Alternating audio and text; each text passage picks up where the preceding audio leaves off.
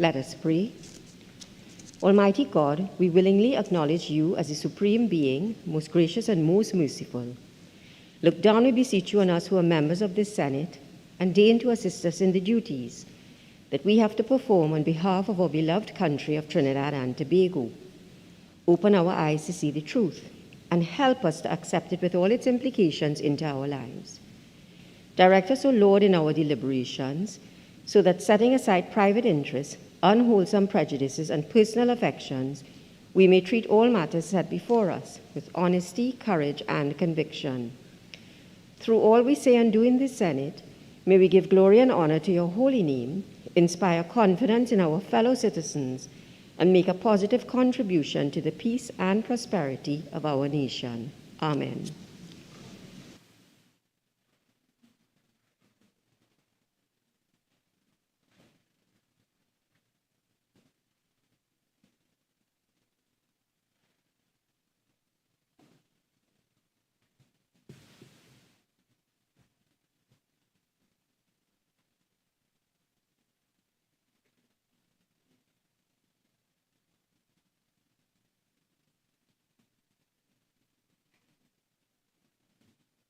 Announcements by the President. Honourable Senators, leave of absence has been granted to Senator the Honourable Nigel de Freitas and Senator the Honourable Avinash Singh, both of whom are out of the country, and to Senator Jayanti Lakshmi Dayal. Honourable Senators, I have received the following correspondence from Her Excellency the President Paula Mae Weeks, ORTT. The Constitution of the Republic of Trinidad and Tobago by Her Excellency Paula Mae Weeks, ORTT, President of the Republic of Trinidad and Tobago and Commander-in-Chief of the Armed Forces. To Ms. Yokima Bethelmy. Whereas Senator the Honourable Nigel de Freitas is incapable of performing his duties as a senator by reason of his absence from Trinidad and Tobago. Now, therefore, I, Paula Mae Weeks, President as aforesaid, in exercise of the power vested in me by Section 44(1)(a) and Section 44(4)(a) of the Constitution of the Republic of Trinidad and Tobago, acting in accordance with the advice of the Acting Prime Minister, do hereby appoint you, Yokima Bethelmy, to be a member of the Senate temporarily, with effect from the 28th of June 2022, and continuing during the absence from Trinidad and Tobago of Senator the Honourable Nigel de Freitas. Given under my hand and the seal of the President of the Republic of Trinidad and Tobago at the Office of the President St. Anne's, this 28th day of June 2022. To Mr. Harvey Boris. Whereas Senator the Honourable Avinash Singh is incapable of performing his duties as a senator by reason of his absence from Trinidad and Tobago, now therefore I, Paula Mae Weeks, President as aforesaid, in exercise of the power vested in me by Section 44(1)(a) and Section 44(4)(a) of the Constitution of the Republic of Trinidad and Tobago, acting in accordance with the advice of the Acting Prime Minister, do hereby appoint you, Harvey Boris, to be a member of the Senate temporarily, with effect from the 28th of June 2022, and continuing during the absence from Trinidad and Tobago of Senator the Honourable Avinash Singh. Given under my hand and the seal of the President of the Republic of Trinidad and Tobago at the Office of the President St. Anne's, this 20th day of June, 2022. Honourable Senators, Senators are required to take the oath.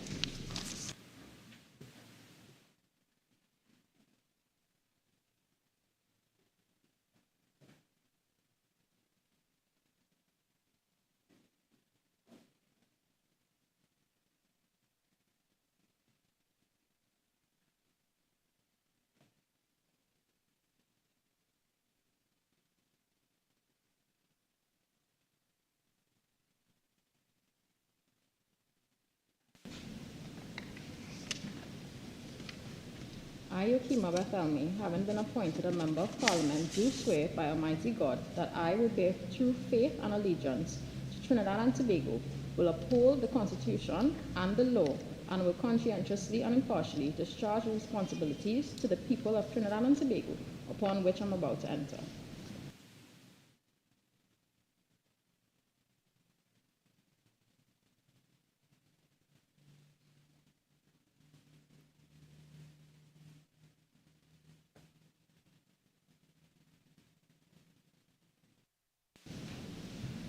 I, Harvey Boris, having been appointed Member of Parliament, do swear by Almighty God that I will bear true faith and allegiance to Trinidad and Tobago, will uphold the Constitution and the law, will conscientiously and impartially discharge the responsibilities to people of Trinidad and Tobago, and upon which I am about to enter.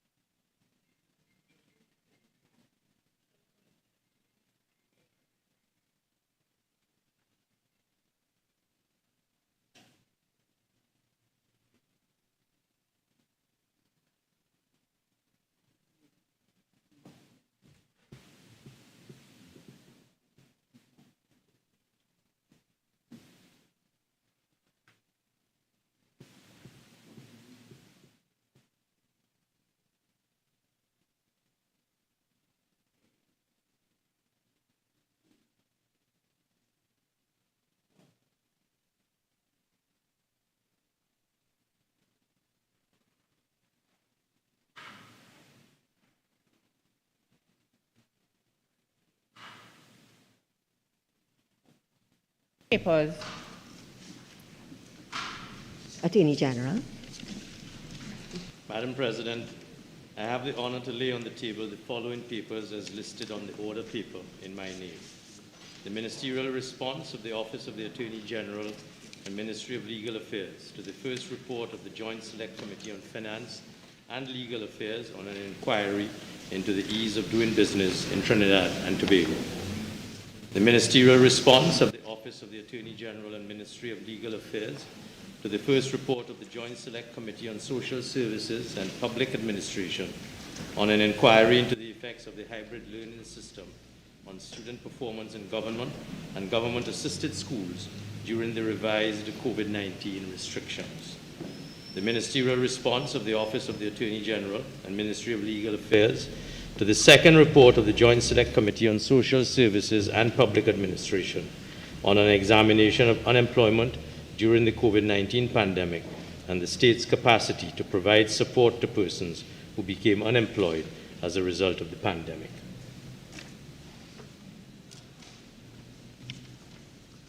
Acting Leader of Government Business.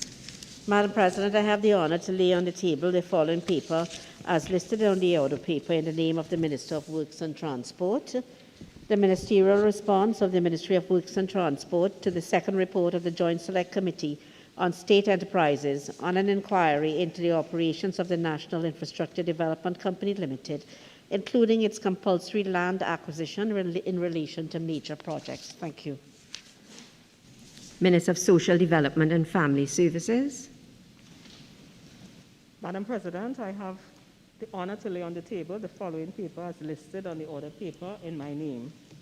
The ministerial response of the Ministry of Social Development and Family Services to the second report of the Joint Select Committee on Social Services and Public Administration on an examination of unemployment during the COVID-19 pandemic and the state's capacity to provide support to persons who became unemployed as a result of the pandemic.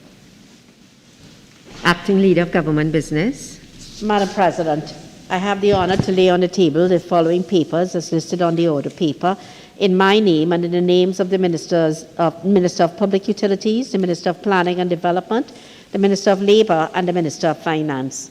The ministerial response of the Ministry of Trade and Industry to the second report of the Joint Select Committee on Social Services and Public Administration on an examination of unemployment during the COVID-19 pandemic and the state's capacity to provide support to persons who became unemployed as a result of the pandemic.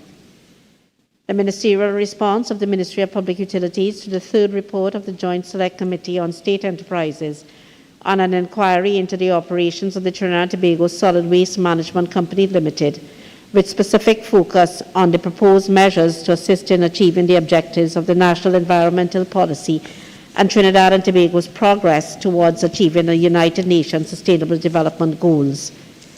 the ministerial response of the Ministry of Planning and Development to the second report of the Joint Select Committee on Social Services and Public Administration on an examination of unemployment during the COVID-19 pandemic and the state's capacity to provide support to persons who became unemployed as a result of the pandemic. The ministerial response of the Ministry of Labour to the second report of the Joint Select Committee on Social Services and Public Administration on an examination of unemployment during the COVID-19 pandemic and the state's capacity to provide support to persons who became unemployed as a result of the pandemic. The Corporation Tax, Small and Medium Enterprises Loan Guarantee Program, Extension of Exemption, Number 2, Order 2022. Thank you. Committees. Honourable Senators, we will revert to this item later in the proceedings. Urgent questions.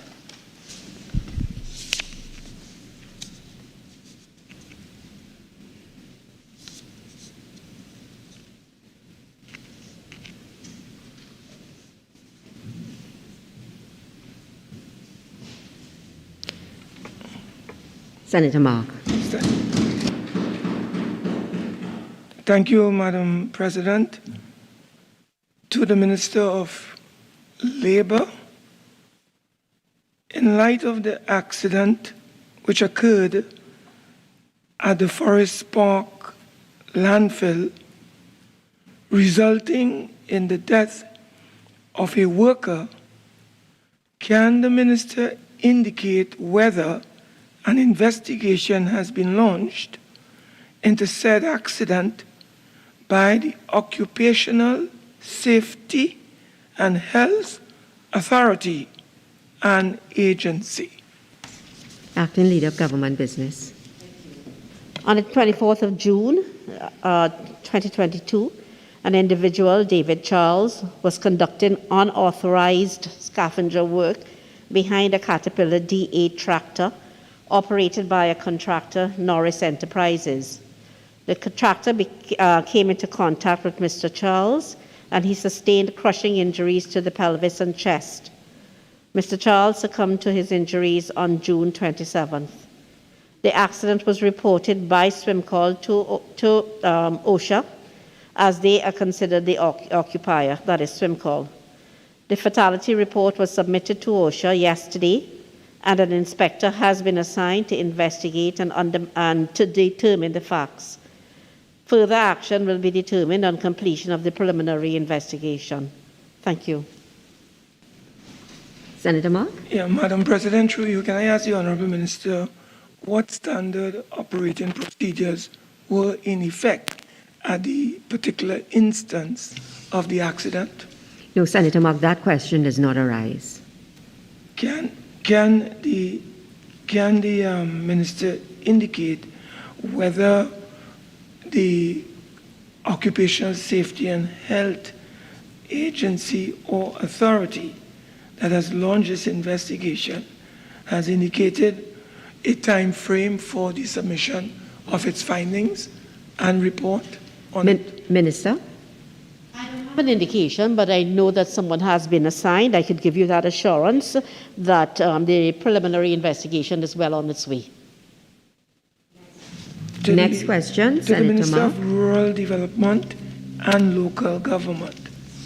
Given the impending tropical storm and the shortage of fuel at the Pinal de Bay Regional Corporation, which can severely hamper disaster response, can the Minister indicate what immediate measures are being taken to address this issue? Minister of Rural Development and Local Government. Thank you, Madam President. Madam President, as we all know, diesel is a consumable, and consumables require replenishment. As of right now, there are 1,100 gallons of diesel at the corporation. The delivery happened today. These were works put into place. Further, there are arrangements made with a gas station to supply fuel on credit. I sincerely regret that I had to leave the field to come to answer this question because we have a landfall expected at approximately 6 o'clock. Senator Mark. Can the Honorable Attorney Minister, I call you Attorney General because I think we want you back.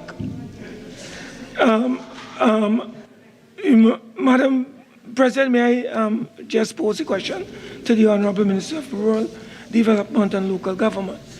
Honorable Minister, can you indicate when this decision was taken to get MP, as you said, to deliver the 1,000 gallons of diesel to this particular corporation in light of the statement that was made only last evening by the chairman of the Penal Debe Regional Corporation? Minister. Thank you. Madam Chair, as members may know, corporations manage themselves. There is an autonomy to purchase consumables. The question is, do you have the money for it? And the issue of money is one that is easily addressed. Money is available either in the vote head, and if it is depleted, by way of virement, meaning you transfer it from one head to the other. The decision was taken over the course of the last couple of days and executed today so that they are in full possession of over 1,100 gallons with credit supply available. All other corporations, if I take this opportunity, are fully prepared for eventualities at this point. We appreciate the communication between the corporations and head office, and we undertake to continue to provide all support that is necessary. Thank you. Sure. Ready to do from there? Senator Richards. Thank you, Madam President. Good afternoon, colleagues. To the Minister of Rural Development and Local Government, given public concerns over the National Tropical Cyclone No. 2 warning, can the Minister advise to what measures are being taken to effectively respond to potential flooding and associated dangers? Minister of Rural Development and Local Government. I thank the Honourable Senator for the question. Madam President, the interministerial team set up by the Acting Prime Minister includes Ministry of Rural Development and Local Government with lead on deck, Ministry of National Security, Ministry of Public Utilities, Ministry of Works and Transport, Ministry of Communications. Added on to that in other coordinates are Ministry of Housing and several other ministries. We have taken aggressive steps through all 14 corporations and the Disaster Management Unit and the ODPM to coordinate the arrangements. We have reported to the nation as recent as just a couple hours ago on national television. We have warned that whilst we have done our very best to prepare that the eventualities of flooding will be real, the system is intended to arrive into Trinidad, front winds, front heavy rains by 6 o'clock this evening. It's for that reason that we have, as a nation, the Prime Minister instructed that public servants are to have permission to leave work at 12 o'clock. So we just want to urge preparation and enough space and time. We'll deal with flooding issues by way of direct response after event. We've mitigated as best as we can through Ministry of Works and Transport, Clearing Division, and of course the exercise conducted by the ministry which I run for the last several weeks, all running back to back. Senator Richards. Thank you, Madam President. Thank you for the answer, Minister. Given the fluidity of the situation or the volatility of the situation, can the Minister update the Parliament on specifically what other impacts the population can expect in what areas or what specific parts of the country if they are to be more affected than others?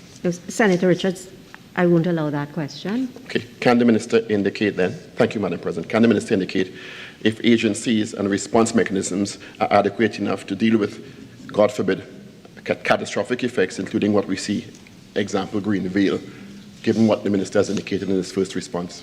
Minister. Thank you. Thank the Honourable Senator for the question. We have pulled everything on high alert. We addressed the nation on Sunday, at well before the beginning of the rainy season. As you're well aware, in the month of March, when I came into this ministry, we commenced an immediate exercise of clean and survey. We've done 10 corporations to date. Just to graphically inform, we have collected 14 times the height of the Twin Towers in rubbish and refuse. Let me repeat that. 14 times the height of the Twin Towers. That's no small exercise.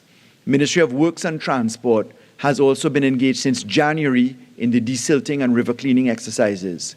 Now, we know that low-lying areas will be affected. It's what I refer to as usual suspects. What we have done is to ensure that we are actively communicating.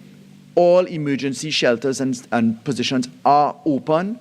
All disaster management units are in active gear in front coordination with the Ministry of Rural Development and Local Government. We have layered on all the resources. All 712 municipal police are out. The TTPS are out. The TTDF are out. In terms of mitigation, the flooding mechanisms, all pumps have been certified as working. Manpower arrangement for those pumps. Will it be enough? We can only understand that man can plan, but that God acts. So what we can do is, as best as possible, prepare, hope that the mitigation measures are effective, and to get ourselves ready as best as possible. If I may end by urging everyone in Trinidad and Tobago to please coordinate early. It is important that you get home early, that you make your arrangements early, and that if there are issues, your line of communication is to the regional corporations. We have produced a master list of all contact points and sites. We have delivered thousands of sandbags, and we are continuing to do that, and emergency reliefs are ready. So we'll prepare, but still pray. Madam President. No, that's it, and the time for urgent questions in any event has expired. Questions on notice, questions for oral answer. Acting Leader of Government Business. Madam President, I'm pleased to say that the government is in a position to answer all oral questions on the order paper today.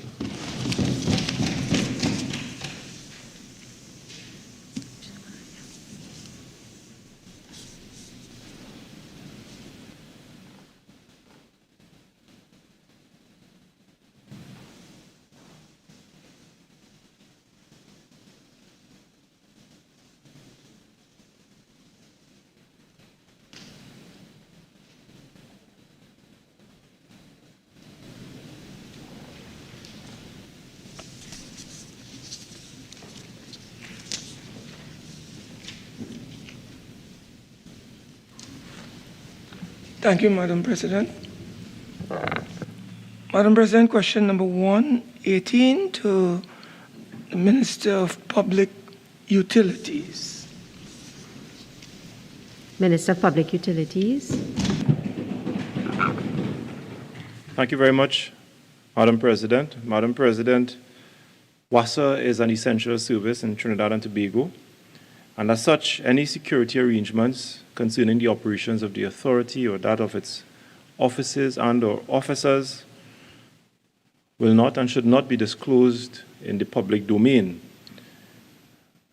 I wish to add, Madam President, that any premature or untimely disclosure would compromise any security arrangements that are already in place or will be put in place in the near future. Senator Mark.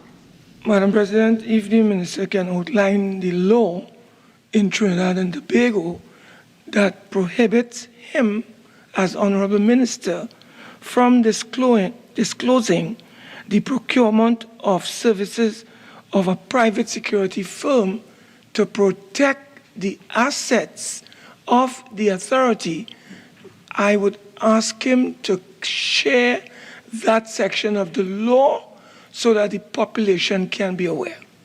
Senator Mark, I won't allow that question. Can the Minister indicate whether his office was involved directly in this procurement process?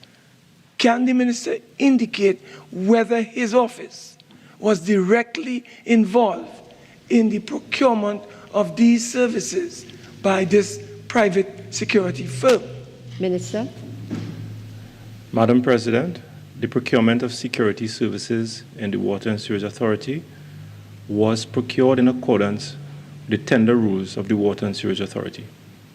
Can the indicate, Madam President, whether this particular private security firm was procured on the insistence of the Office of the Minister of Public Utilities? Can the Minister share with this House whether that is in fact so?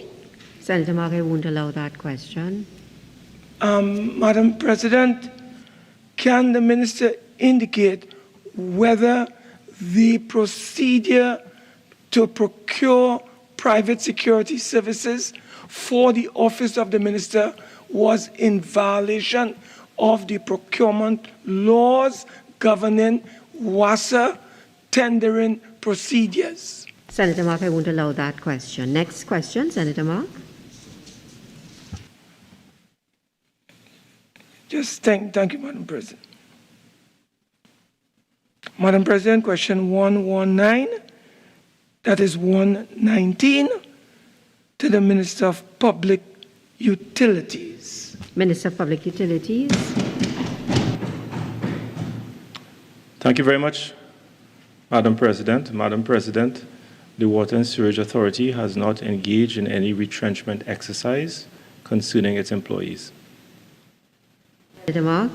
Can I ask the Honorable Minister, in light of the transformation plan of WASA, whether the government is about to embark in the near future or imminently the retrenchment of any contract workers engaged with the Water and Sewerage Authority? Senator Mark, that question does not arise. Madam President, can the minister categorically state, for purposes of this House, that the Water and Sewerage Authority will not be embarking on any retrenchment of contract workers? Senator Mark, that question is not allowed. So, can I ask the minister through you whether the minister and WASA will be meeting with the relevant trade unions with a view to restructuring WASA, particularly as it relates to the severing of workers? Madam President? Senator Mark, that question does not arise. Do I have any further? You have one more. Yes. Madam President, I would like to ask the minister whether, for instance, there is any intention on the part of the government to sever any persons who are in the employ of the authority in the coming period. That question also does not arise. So can we move on to the next question? Can I ask the third question now, Madam President? Question 120, I believe. Yes. To the Minister of Energy and Energy Industries. Thank you very much. When an accident or incident occurs within the energy sector of the Ministry of Energy and Energy Industries, they would immediately conduct an investigation. When an accident or incident occurs within the energy sector, the Ministry of Energy and Energy Industries would independently conduct an investigation to determine the root cause of the accident. A team of suitable technical officers would be established to conduct the investigation. The team is tasked with establishing the facts, inclusive of getting the background information on the job, the work assignment, the job events leading up to the accident, determination of the root causes and contributing causes of the accident. The process involves full information gathering, site inspection, conduct of interviews and obtaining witness statements, accident cause identification, and where appropriate, review of the reports of relevant statutory agencies. And on completion of the investigation, the Ministry of Energy and Energy Industries prepares an accident report which provides an account of the accident together with recommendations that can reduce risk and prevent a recurrence. Thank you. Senator Mark. Madam President, can I ask the Honourable Minister, in the case of the situation involving the 4 dead divers, involving those divers, can the Minister indicate prior to the appointment of members to head a commission of inquiry whether this independent committee, as outlined by the minister, was indeed appointed by the Ministry of Energy and Energy Industries. Minister. Senator Mark, you asked a very general question to which I answered in kind. Thank you. Specific question, seeing that it was general. Can you indicate to this Honorable Senate whether the independent committee that the ministry normally would have appointed in the instance of the Paria incident or accident was an independent committee appointed? That is the specific question. Minister. That may be the specific question, but as I said, you asked a general question, and I'm keeping my confines to the question asked. You may pose another question. Senator Mark.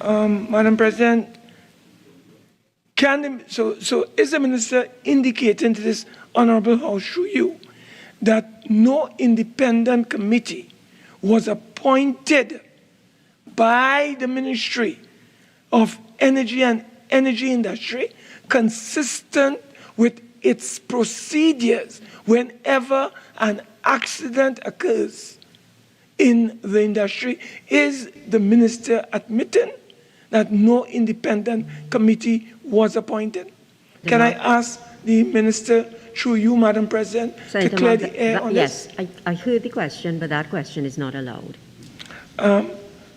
Madam President, can the minister give an undertaking to report to this Honorable Senate whether the ministry indeed appointed an independent committee to look into the circumstances surrounding the deaths of these 4 divers in the Paria accident, Madam President? Senator Mark, that question is not allowed. Madam President? I think you've used up your, you have. I was just on the 3rd one, ma'am. Yeah. So, next question. I don't have any Senator more. Richards. Question number 185 to the Prime Minister.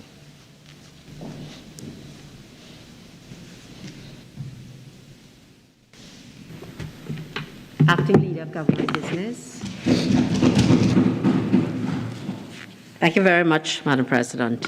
Madam President, the package of children's legislation, which included the Children's Authority Act, the Children's Community Residences and Foster Care and Nurseries Act, the Children Act, and the Adoption of Children Act, was proclaimed in May 2015 to enable the operationalization of a new child protection system in Trinidad and Tobago to be managed by the Children's Authority. The Children's Community Residences, Foster Care and Nurseries Act, hereinafter the Act, set out a regulatory framework for community residences, which is essentially a licensing and monitoring regime. Section 3.1, as amended, prohibits a person from operating a children's home without a residence license, while Section 3.2, as amended, provides that no child shall be cared for in a children's home unless a residence license has been issued in respect of that home. Section 17 establishes an offense for operating a children's home without a residence license or for a breach of the conditions of the license and sets out the penalties for the offense. In order to be issued a residence license by the Children's Authority, children's homes must meet the standards prescribed in the regulations. And these standards were first prescribed in the Children's Community Residences Regulations 2014, which has been replaced by the much more comprehensive Children's Community Residences Children's Homes Regulations 2018. The standards prescribed in the regulations address a range of issues related to, inter alia, the premises, the welfare of the children in the homes, safety and security, the keeping of records, and a complaint system. Each standard is measured against benchmarks, which must also be satisfied before a license can be issued. At the time of proclamation of the package of children's legislation in May 2015, the residential childcare sector was unregulated. As such, many of their homes needed time and assistance in order to become fully compliant with the licensing requirements. And to facilitate this and to avoid the displacement of a significant number of children, the sections have not been proclaimed. Nevertheless, the Children's Authority has worked assiduously to enable many homes to achieve licensing status, and to date, 18 homes have been licensed. However, it is important to note that since it commenced operations, the Children's Authority has been carrying out its monitoring function and has been monitoring both licensed and unlicensed homes to ensure the well-being of the children resident in these homes. Section 17 creates an offense for operating a community residence without a license and is therefore linked to subsections 1 and 2 of Section 3. Hence, it will be proclaimed together with these two subsections. A proposed time frame for proclamation has been determined as March 2023. This projection is made based on the need for careful consideration of a few mitigating circumstances prior to the proclamation of the sector. On the one hand, if the proclamation is made too soon, a large number of children will be immediately displaced. An estimated total of 310 children may be immediately displaced. On the other hand, the total capacity, if already overburdened, children's residences accommodation will also be reduced by 383 places. It is therefore recognized that there is need to give community residences some additional months to become fully compliant and to meet licensing requirements. The Office of the Prime Minister, Gender and Child Affairs Division will also need additional time to provide the needed support to the unlicensed children's homes as far as possible to ensure that they achieve compliance. Thank you. Senator Richards. Thank you for the comprehensive answer, Minister. Can the Minister indicated 18 homes are presently licensed, have met compliance requirements. Can the Minister indicate how many homes under the radar of the Office of the Prime Minister have not been licensed? Minister. 13 private. There are 13 private unlicensed homes. Private ones. In addition, the state homes, St. Dominic's, St. Mary's, and St. Jude's are also unlicensed. Unlicensed, sorry. Minister, Senator Richards. Thank you. Can the Minister indicate if the OPM has put additional monitoring systems in place for the unlicensed homes identified, given the fact that they clearly have not met compliance standards and are yet to be licensed? I can give you the assurance that there are monthly monitoring mechanisms in place. They do monitor monthly. However, they do in fact do more than that to ensure that they can get the homes up to the standard that is required. But of course, there's no fixed schedule, and understandably so. But every effort is being made, and with additional monitoring as is necessary. I have one more, Madam President. Sorry? I have one more question in this regard. You have two more. Two more. I just have one more question. Can the Minister indicate then if the OPM is comfortable with the care being given to children at these homes? Sorry. What? I'm sorry, repeat. Could you repeat? Can the Minister indicate if the Office of the Prime Minister is comfortable with the safety requirements being met and the safety of the children at these 13 homes? Senator Richards, I won't allow that question. Thank you. Can I move to the next question, Madam President? Yes. Question number 186. Sure. No, I'll call on Senator Naked after. It's fine. You can ask your question. Yeah, Madam Chair, through you, Madam President, I'd like to ask the Honorable Minister, when does the government intend to proclaim the relevant section of the Act so that licensed or unlicensed homes can come under the jurisdiction of the licensing authority? Can you tell us, Honorable Senate, is there a time frame for that process to take place? Senator Mark, I believe that was contained in the answer given by the Minister. It was? Yes. I didn't hear it. Sorry, but I'm guided by you. Okay. Senator Naked. Thank you, Madam President. I'd just like to ask the Minister. She mentioned several names, schools there that are in this system for decades. I would just like her to give some clarity why the government has not addressed their licensing until now. She mentioned St. Dominic's and other schools in the system for decades. Minister. I can give you the assurance that government is making every effort to ensure, and again, to put everything in place to ensure that all of the children's homes, whether private or state, are brought up to standard, and that the full proclamation done, as I said before, by March 2023.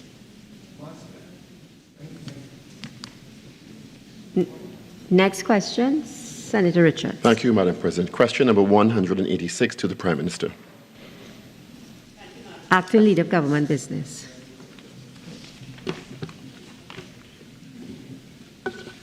Thank you, Madam President. In instances where there are reports of abuse in children's residences or homes, the children identified are provided with counseling by the staff within the welfare department at their home. When there is no welfare department, the child is seen by a psychologist from the authority or referred to an external provider. In instances, to part two of your question, in instances where the allegations of abuse are related to staff, it is the practice to send persons on leave pending the outcome of the investigation. However, in one instance, pending the outcome of the investigatory process, the employee against whom abuse was alleged relative to a child has been placed in a section that does not deal with children. With regard to part three, the authority is continuing to monitor the observance of the care protocols of the homes to ensure that care standards are maintained.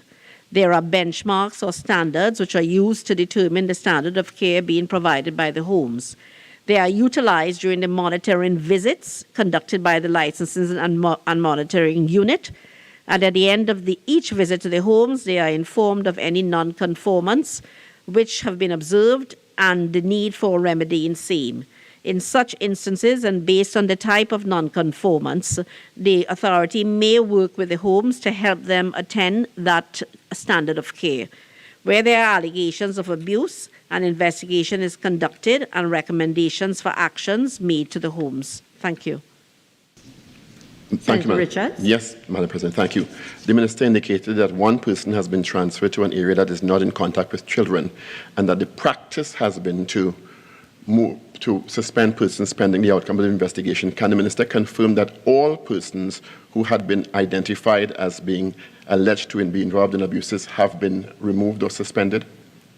What I can confirm to you is that, as I said in my question, in the response, there is one instance in which, in a particular facility, where one member of staff was moved from a children's ward to an adult ward, and that was at the Lady Hochoy home. And that matter is still under police investigation. Senator Richards? Yes, Madam President, thank you. And no more questions, Madam President. Introduction of bills. The Bail Amendment, Extension of Duration Bill 2022. On the supplemental order paper, the Private Security Industry Bill 2022 in the name of the Minister of National Security, and the Supplemental Police Amendment Bill 2022 in the name of the Minister of National Security. Attorney General. President, in accordance with Standing Order 62(1)B, I beg to move that the next stage of the Bail Amendment, Extension of Duration Bill 2022 be taken on Monday, July 4th, 2022. Honourable Senators, the question is that the next stage of the Bail Amendment, Extension of Duration Bill 2022 be taken on Monday, July the 4th, 2022. Those in favour say aye. Aye. Those against say no. I think the ayes have it. The next stage of the Bail Amendment, Extension of Duration Bill 2022 will be taken on Monday, July the 4th, 2022. Motions relating to the business or sittings of the Senate and moved by a minister. Acting Leader of Government Business. Madam President, pursuant to the motion approved in the Senate on February 22nd, 2022, I beg to move that a special select committee be established to consider and report on a code of ethical conduct and behavior for senators by Friday, July 8th, 2022, and that the following senators be appointed to serve on the committee: Ms. Christine Kangaloo, Chairman; Ms. Paula Gopi-Schoon, Member; Dr. Mohammed Ibrahim, Member; Mr. Anthony Vera, Member.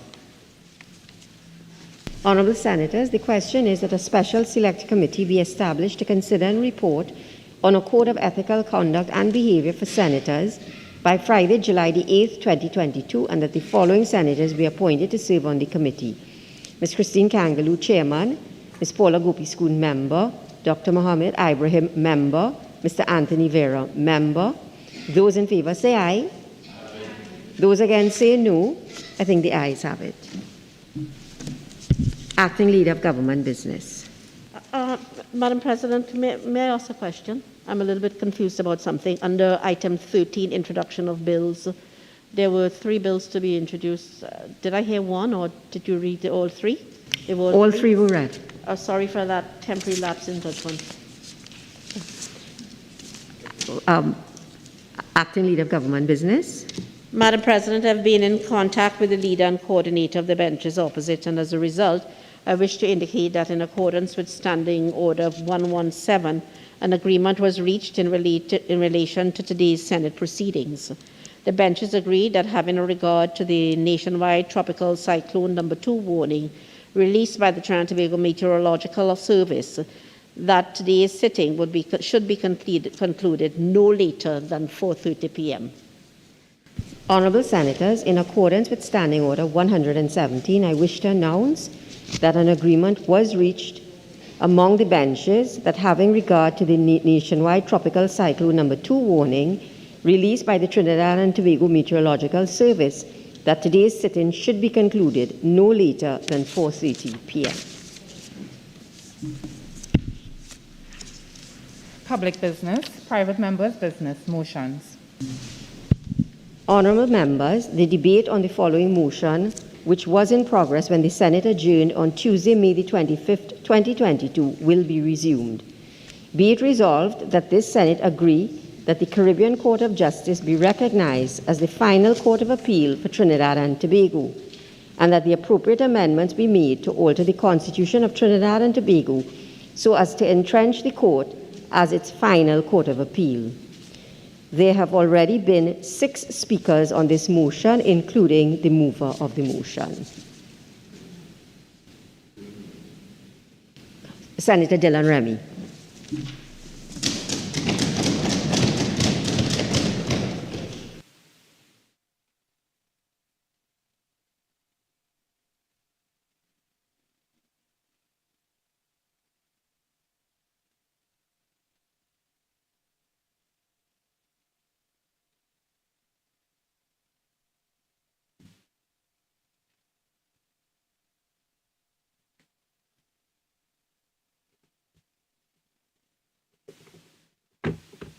Senator Dillon-Remy. Thank you, Madam President, for allowing me to make a brief contribution to this motion, which was placed by our colleague, Senator Anthony Vera, regarding the recognition of the Caribbean Court of Justice as the final court of appeal for Trinidad and Tobago. Madam President, in preparing my contribution, I noted there are more literature and opinions on this topic than I think there are Hansards for the Senate in any given year. However, the literature helped clarify in some ways the pros and passion for advocating for the implementation of the CCJ as the final court of appeal in Trinidad and Tobago, and the fears that led to arguments against such a move. Today, I wish to delve briefly into both sides of the argument and offer what I hope would be a balanced synopsis from which hopefully we can arrive at a reasonable conclusion, and one that is in the best interest of the citizens of our beloved country. Madam President, there seems to be a trial being conducted in the public space by professionals and lay people alike as to which is better as the final court of appeal for Caribbean people, the CCJ or the Privy Council. A stalwart of the legal profession, Professor Rosemary B. Antwine, weighed in on this discussion, detailing her views in an article entitled Waiting to Exhale, Commonwealth Caribbean Law and Legal Systems, which was published in Article 3, Issue 2, Volume 29 of the Nova Law Review in 2005. She cited the cost of justice and indigenous jurisprudence as reasons why the CCJ should be implemented as the final court of appeal for Trinidad and Tobago. In an article by Andrew N. Maharaj entitled "A Horizontally and Vertically Comparative Study of the Caribbean's First Independent and Interdependent Court," was published in volume 47 of the Cornell International Journal in 2014 and did wonders to unravel just how this issue of cost bears negatively on a citizen's access to justice. At pages 742 and 743 of the article, he explained as a starting point, fixed cost and the cost of filing an appeal to the Privy Council is more than 5 times greater than filing an appeal with the CCJ. In situations where the CCJ deemed filing costs too burdensome on an individual litigant, it has been willing to waive them completely. The Privy Council offers this aid on a much more limited basis. Moreover, the court has implemented a system that would moderate the costs councils can recover from a losing litigant.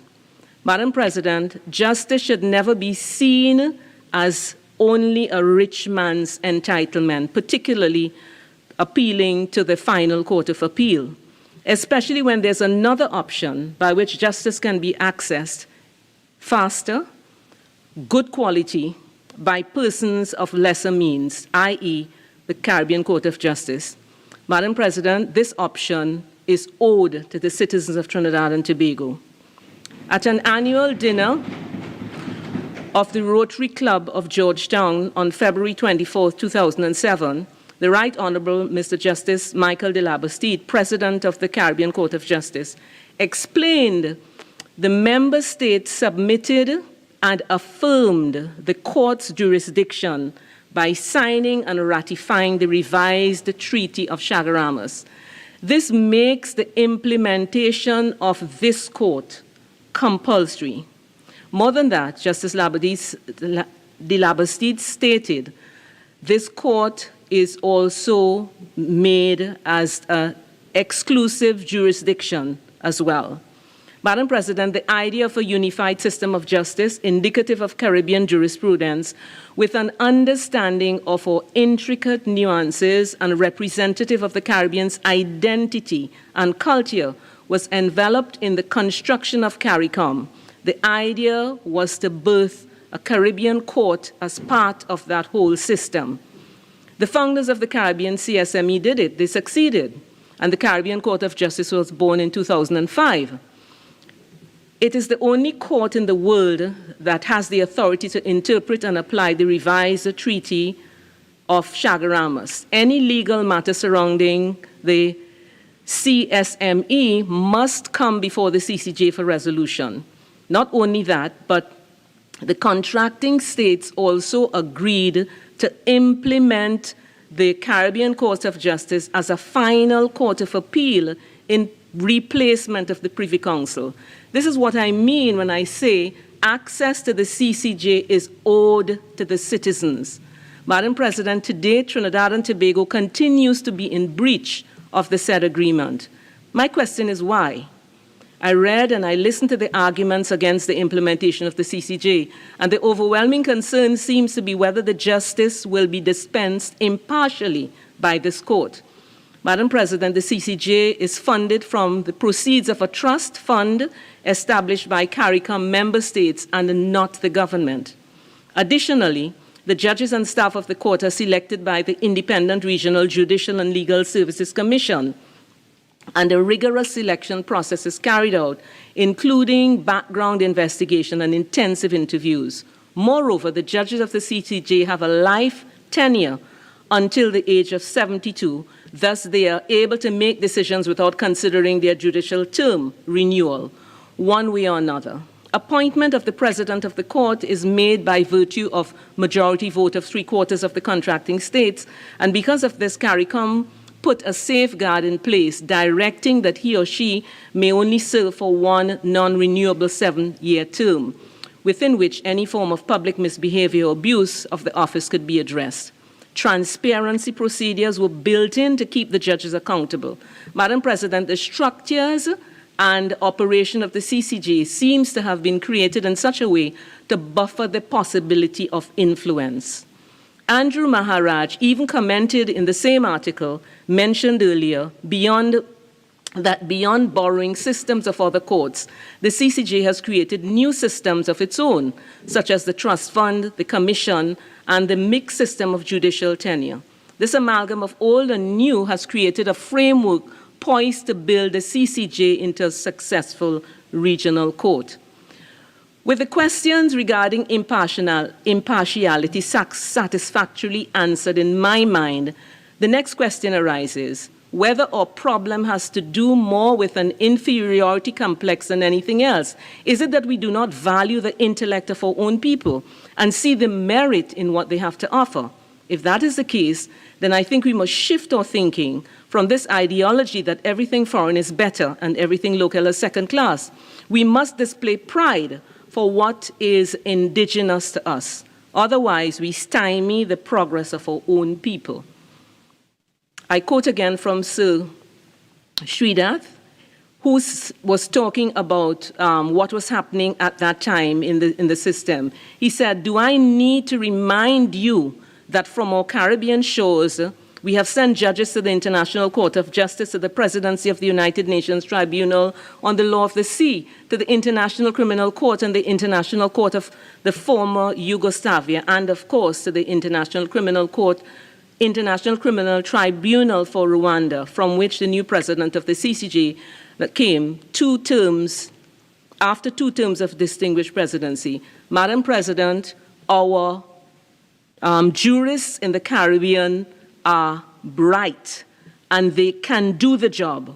Why aren't we allowing them to do it? As it stands, most of our legal professionals will never get the opportunity to appear before the highest appellate court and therefore never obtain the learning that can come from practice. Additionally, they will also never have an opportunity to be promoted to sit on the bench as a judge of the highest appellate court for their country. I deem this to be a disservice to our people who have such wealth and treasure of intellect. Another point is to be made. While we are running to the Privy Council, they are suggesting that we do not. Sir Sridath, Chancellor Emeritus of the University of the West Indies, regional statesman and former Commonwealth Secretary General, while delivering the first distinguished lecture to Trinidad and Tobago Judicial Education Institute in September of 2011, and I quote from him, he said, "Our embarrassment in this matter should have been compounded by the observations by the eminent president of the new Supreme Court of Britain, Lord Phillips, deploring how the time of his country's highest judges, now justices of the Supreme Court, will continue to be taken up with appeals to the Privy Council. In an ideal world," Lord Phillips is reported to have said, "former Commonwealth countries, including those of the Caribbean, would stop using the Privy Council. Think of our people stop using the Privy Council and set up their final courts instead."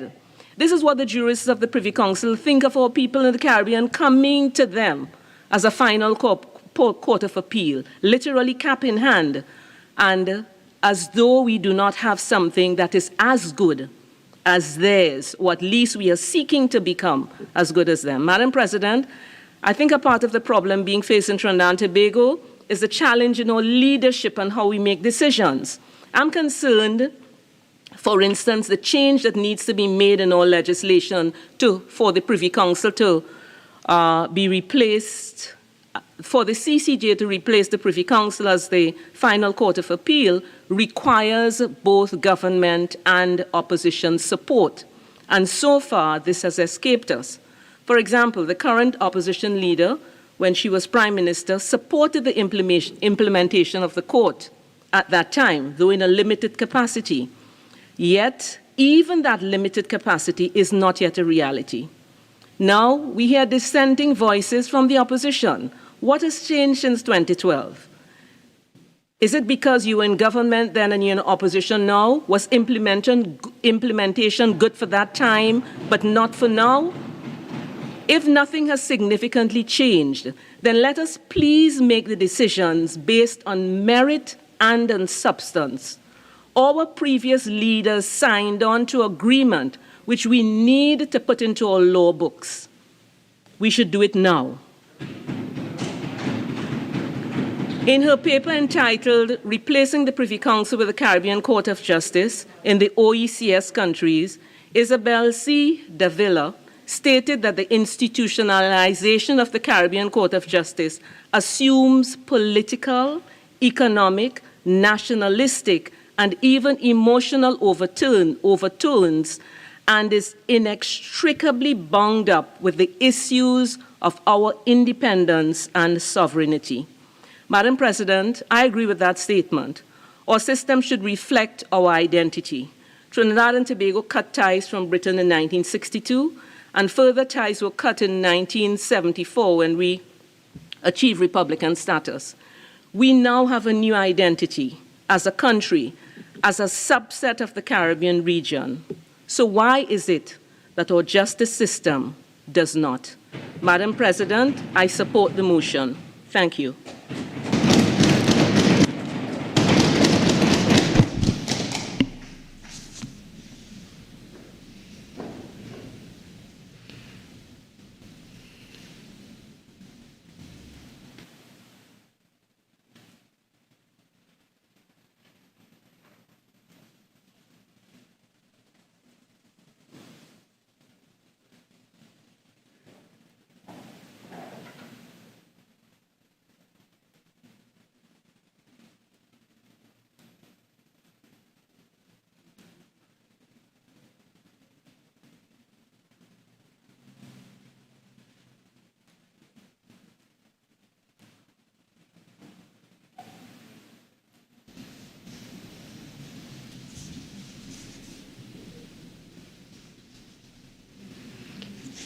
Minister in the Office of the Attorney General and Legal Affairs. Madam President, I thank you most sincerely for recognizing me in this debate. Madam President, if I may steal a few seconds from the Senate's time, and in light of our tropical cycle number 2 warning, I just want to simply join in emphasizing, Madam President, to the citizens of Trinidad and Tobago, the importance of making the necessary arrangements to ensure their safety and security. Trinidad and Tobago, please, now is not the time for zessing, and certainly not the time for storm parties. Please be safe, Trinidad and Tobago. Madam President, to that end, I want to jump directly into the debate and, add my 2 pence to this very critical and important debate. To that end, I want to begin by congratulating Senator Vieira for always being a forward-thinking independent senator, a senator who's devoid of politics and certainly, in my estimation, a true patriot to Trinidad and Tobago, and someone who recognizes the importance of our growth as a nation away from, in this instance, the Privy Council and our colonial masters. So congratulations, Senator Vieira. So certainly I stand in support and join in the chorus with my other colleagues on the government bench as we add our support to this very, very critical motion. Madam President, the Honorable Patrick Manning, may God rest his beautiful soul, on April the 16th, 2005, on the historic occasion marking the inauguration of the Caribbean Court of Justice, said this, and I quote, "It was the late eminent Reginald Juris Sir Telford Georges who observed that to have independent countries referring legal jurisdiction to their former colonial masters is tantamount to a grown man who demonstrates his independence but continues to live in his parents' house. It is with great pleasure that I inform you that we have now found excellent accommodation and we are moving out." Close quote. Quotation. Today, Madam President, I want to put on the record my support for Senator Vieira's motion, my support to the Prime Minister, Dr. Keith Christopher Rowley, my support to the Honorable Attorney General to fulfill this country's treaty obligation to acceding to the CCJ as our final court of appeal to replace, Madam President, the Judicial Committee of the Privy Council. The time is now, and I wish to say to Trinidad and Tobago and to the members of the Senate, we have found an excellent accommodation and we are moving out. Madam President, to that end, I want to focus on an article that I found in preparation for this particular debate. The Duke E. Pollard, in his book, Madam President, The Caribbean Court of Justice, and this is for the purpose of the Hansard, Closing the Circle of Independence, 204, in brackets, 2004, stated, the establishment of the Caribbean Court of Justice in its appellate jurisdiction will signal the birth of autonomous judicial decision-making in member states of the Caribbean community and close the circles of independence which commenced as early as 1962. In a real sense, too, the establishment of the court will mark the culmination of initiatives to create our own regional institutions to facilitate and promote the development of an indigenous jurisprudence reflective of the moral, political, social, and economic imperatives of our region, and which commenced with the establishment of the Council of Legal Education in 1970. Madam President, to that end, I would like to highlight two critical points. Every time, Madam President, a case is before the CCJ and a judgment is delivered, we are aware that these judges are shaping and molding this region's jurisprudence. This is also one of the goals of the CCJ. Madam President, in a paper entitled The Caribbean Court of Justice and the Evolution of Caribbean Development, presented by Right Honorable Sir Dennis Byron, then President of the CCJ, at the 15th Annual Sir Arthur Lewis Institute of Social and Economic Studies Conference in April 2014, stated, one of the aims as expressed in its strategic plan is to be innovative.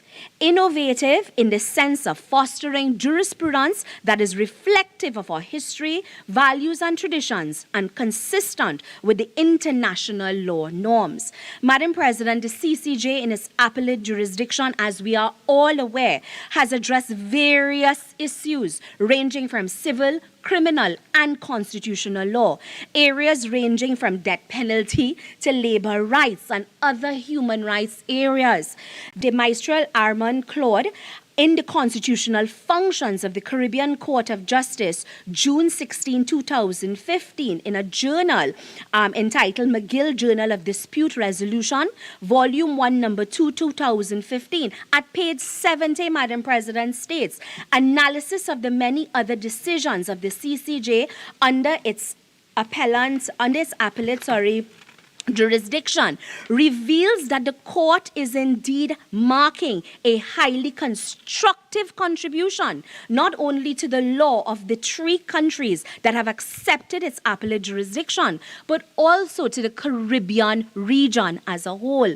The impact of its appellate jurisdiction will surely be felt even more as it's gradually adopted by other Caribbean states, end quote.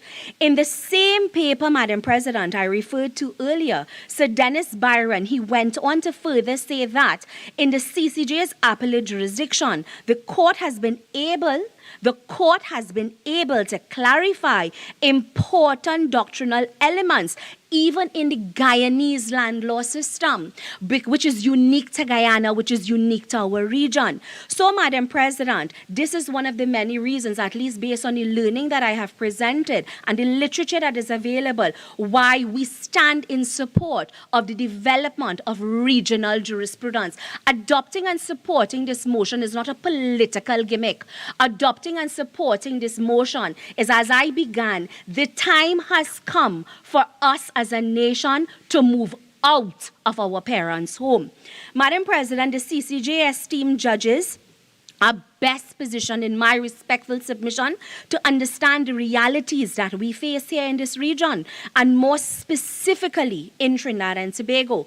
Recently, Madam President, hot off the press, as I may say, in an article that was in the newspaper on Saturday, June 25th, 2022, the Trinidad Guardian, to be clear. The article entitled, Ramesh, the people must decide if to replace Privy Council with the CCJ, written by Raphael John Lal.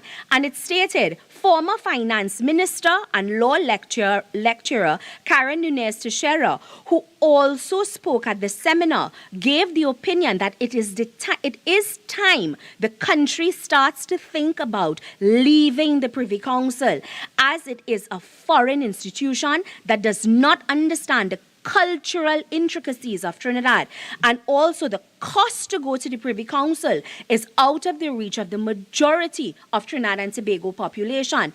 I am one, referring to Ms. Nunez Teixeira, I am one of those who believe that the time has come to take a leap of faith and to make the CCJ our final court of appeal. So, Madam President, just recent, and that is why I support Senator Vieira's motion, because here we have, even in 2020, conversations continuing relative to the importance of us breaking our ties from the Privy Council and, of course, turning to something that is ours, something that will be uniquely Caribbean, something that will be uniquely regional.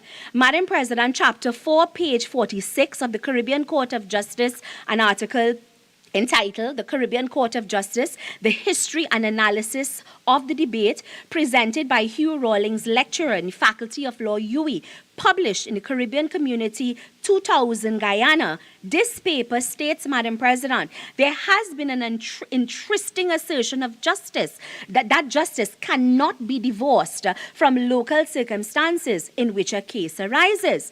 An essential requirement of this assertion is that the adjudicators should be familiar with those circumstances and ideally should themselves spring from. The truth is, however, that the value which many persons in the Caribbean place on decisions of the Privy Council, as well as their respect and confidence in its administration of justice, is in part incidental to its location, far removed, Madam President, from the Caribbean. So, Madam President, this is an academic debate and has been ongoing for many, very, very many years. As Senator Vieira stated in his contribution, there is much literature on the CCJ, and me being the nerd that I am, thoroughly enjoyed preparing for this particular debate. Madam President, there are so many luminaries, some whose thoughts and contributions I've put on record today.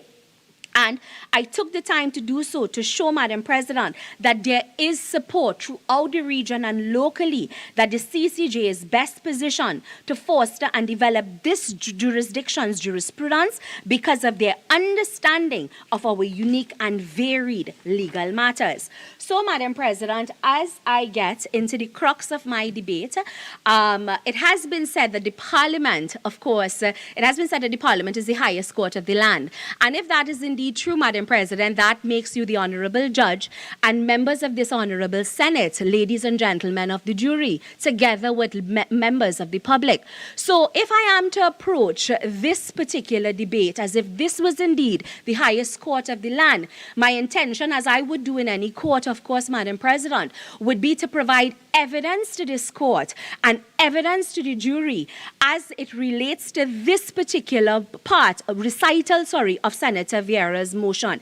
In Senator Vieira's motion, the Honorable Senator said, and whereas the unique and varied legal matters which arise in the Caribbean are far removed and foreign to the society, culture, and habits of the Judicial Committee of the Privy Council, as sentiment echoed by the Privy Council judges and senior British legal figures. That, Madam President, is the part of Senator Vieira's recital that I intend to focus on.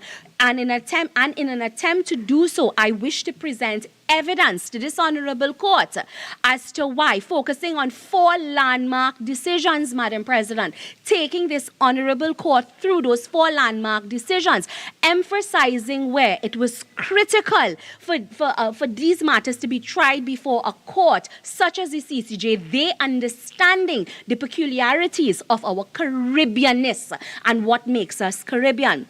You know, Madam President, just yesterday, and I want to also use the opportunity to offer my sincere condolences to Justice of Appeal, Judge Malcolm Holdip, who laid to rest his 35-year-old daughter yesterday.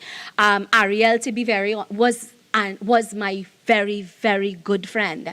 And the reason why I'm bringing up Ariel, and I want to read her name into the Hansard, Madam President, is because a very personal story. Ariel walked and was at my side throughout the length and breadth of the 2020 general election. She stays separate and apart from politics, but I'm her friend, so she supported me. And during that election, it was the first time I exposed myself to the public. And during the course of that election campaign, Madam President, on several occasions, of course, there would have been the trolls who attacked me based on the fact that I was too fat. There were those who attacked me on my eyebrow and my makeup. I talk about attacks. And I recall on one occasion during the election campaign, I went to her and I was in tears and I said to her, I can't take this anymore. Like, stop posting pictures of me because people will continue to talk about how fat I am. And this friend of mine said to me, she said, be your unique self. She said to me, be your authentic self. Do not allow anyone's perception of you to change who you are. And why I bring up that concept, why I bring up that idea of authenticity, Madam President, is because when we look at the Caribbean, we are indeed an authentic region. We are indeed an authentic nation. And I believe it is critical as it relates to our law because of how authentic we are. It is important for us to adopt the CCJ as our final appellate court because we will have judges sitting there who understand the peculiarities and the authenticity of us as a people and of us as a region. So, Madam President, as I indicated, my focus in this debate would be somewhat academic, in which I would focus on 4 decisions coming out of the CCJ, in which I respectfully submit to this honorable court, to this honorable Senate, to the people of Trinidad and Tobago, that had these matters been tried before the Privy Council, we may not have had the decisions we had coming out of these decisions. Reason being, the CCJ better understood our peculiarities, better understood our authenticity as a Caribbean people. Those decisions, Madam President, firstly is the case of Katrina Smith versus Albert Anthony, Peter Selby. It's a 2017 case, CCJ 13. Then there is the case of Ramdas versus Jairam and others, CCJ 2008 case, CCJ number 6.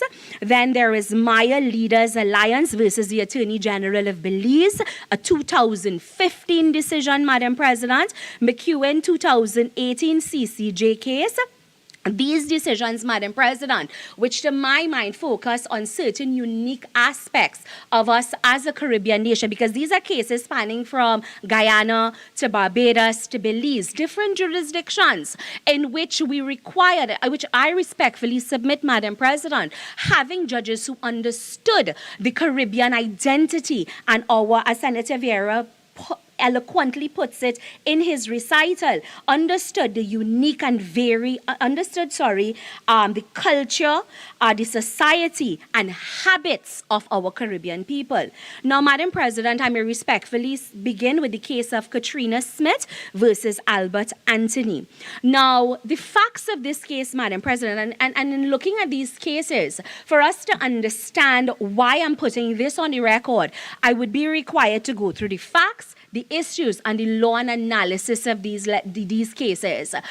Because, of course, by the time I get to the law and analysis, we will understand what the court took into consideration that was so uniquely Caribbean that allowed them to make a particular decision. Now, Madam President, in this particular case, this is a Bajan case. It came out of Barbados. The facts of that case, the deceased Albert Selby died intestate, and for the non-lawyers amongst us, he died without a will, which meant that his estate had to be administered in accordance with the Succession Act and the rules of intestacy. The deceased, Madam President, had no children, was predeceased by his parents and survived by his siblings, including the respondent, Mr. Albert Anthony Selby. The deceased was an unmarried man at the time of his death. However, he lived together with the appellant, Miss Smith, a man and woman, for more than 5 years, since April 2000 until he died. Now, Madam President, on the case reads, on the 6th of August 2020, the Court of Appeal Barbados declared Ms. Smith as a spouse. However, the respondent, being the deceased brother, appealed against the ruling.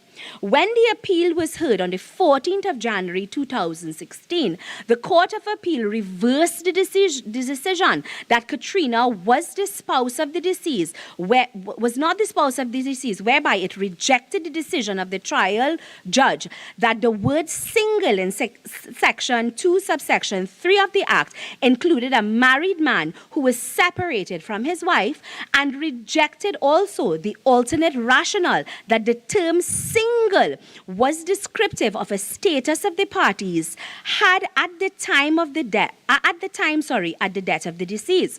Now, the issue coming, and this is just the bare bone facts. The issue in this matter that the court had to determine, Madam President, was whether Ms. Smith, who had been living with Mr. Selby as a man and wife immediately preceding his death, was his spouse as defined in section 2 subsection 3 of the Succession Act, chapter 249 of Barbados, which prescribed that reference to a spouse includes a single woman who is living together with a single man as his wife for a period not less than 5 years immediately preceding the date of his death. So this matter, when it went to the appeal, as I said before, it was a matter really that required interpretation of the law. The controversy of this matter, Madam President, centers on the issue of whether the deceased was a single man immediately after preceding his death. The controversy in this case, Madam President, is derived from the view that there is a rigid distinction between literal and purposive approaches to the interpretation of the statutes. Now, let me turn to the law and the analysis. The CCJ, Madam President, in this matter had to examine the principles of statutory interpretation of the Bajan Succession Act, adopting and applying Lord Bingham dicta in the case of R versus Secretary of State for Health on the West Indian law reports, where it was held that the principles which the judges must apply when interpreting statutes included respect for the language of the Parliament, the context of the legislation, the primacy of the obligation to give effect to the intention of the Parliament. The CCJ decided, Madam President, that the primary function of a court was to give words the meaning Parliament intended, and was discerned by understanding the objective of the legislation, the change that it was aimed at producing, and its purpose. Now, Madam President, the CCJ looked at another case, Hayden's case, which is still relevant today, and highlighted that it is the duty, Madam President, of a court to consider the mischief and intended remedies which made it necessary to pass legislation and to add force to the intended cure according to the intent of Parliament for the benefit of its people. Now, the CCJ also considered comments from academics in its interpretation exercise about the social and this was actually found in the obiter dicta, the obiter comments of the case. So the CCJ also considered comments from academics about the social and historical context within which the Act was enacted and found, Madam President, that the Act was a social legislation to address one of the realities of a Caribbean society that had not been reflected in the common law or statute inherited or adopted from England, whereby persons living together as man and wife but were not married to each other and their children had not been recognized in the colonial legal and judicial regime with unfair results. Therefore, the right to inherit was dependent on the status of marriage. In this case, Madam President, the CCJ noted that on the death of a partner in a non-marital union, in the absence of a will, the survivor had no right to inherit or otherwise benefit from the deceased's estate, regardless of the quality or duration of that union. Conversely, a person who was married to a deceased could inherit regardless of the quality or the duration of the marriage, whether it's an empty shell marriage or not. Based on the law, you were entitled, pursuant to that archaic colonial law, you were entitled, Madam President, to benefit, whether the survivor and the deceased had been living at the time of death in another non-marital union. And as we say local parlance, whether it was horning or not, and you had an outside relationship or not, based on that archaic law, you could have benefited. So the CCJ in this case, in looking at the social circumstances, said we will not have it.